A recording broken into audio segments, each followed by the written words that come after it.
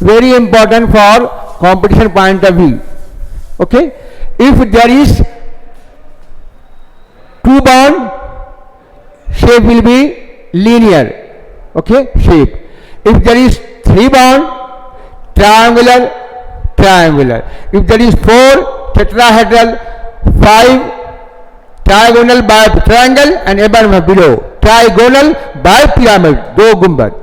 And in case of sp3d3, a square planar and bipyramidal above and below. In case of sp3d3, pentagonal bipyramidal. Okay, these 3 are same type of location. In this case, all the 4 is planar and same type of. In this case, 5 is same and in planar, but these 2 is different one, different one, different one. Okay. Now we will discuss shape.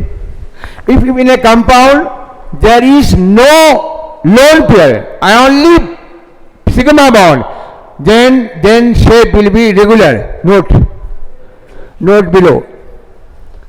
If in a compound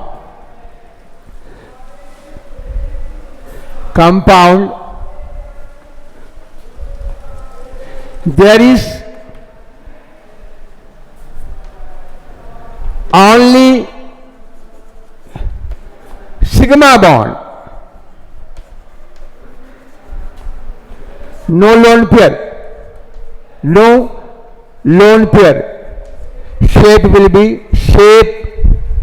be regular. Okay. Number 2, if have lone pair, shape will distorted. For this there is a rule called valence shell electron pair repulsion theory. Valence shell electron pair repulsion theory. Very important. We will discuss later on. See, if in a compound there is only sigma bond, no lone pair, shape will be regular, no distortion. But if have lone pair, shape will disturb. For this there is a rule called valence shell electron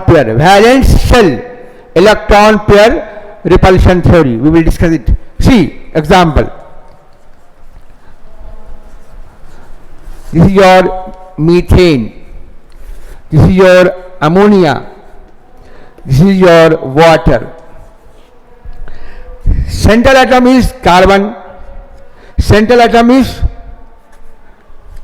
nitrogen. Central atom is oxygen. Okay. Carbon has 4 bond.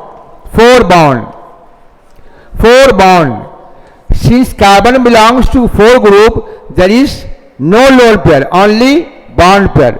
4 bond pair. Hence sp3. Here central atom is nitrogen, have 3 bond.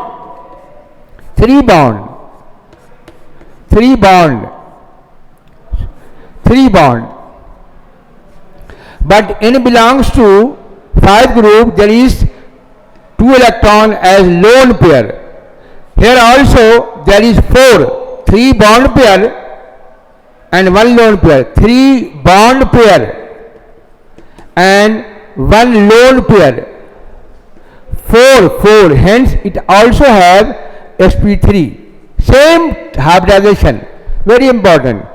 Similarly, O belongs to 6 group, only 2 atom. It belongs to 6 group, only 2 electron remain used, therefore 4 electron is unused as a lone pair. Okay. There is also 2 lone pair, 2 bond pair and 2 lone pair. Total is 4. Here also sp3. Very interesting example.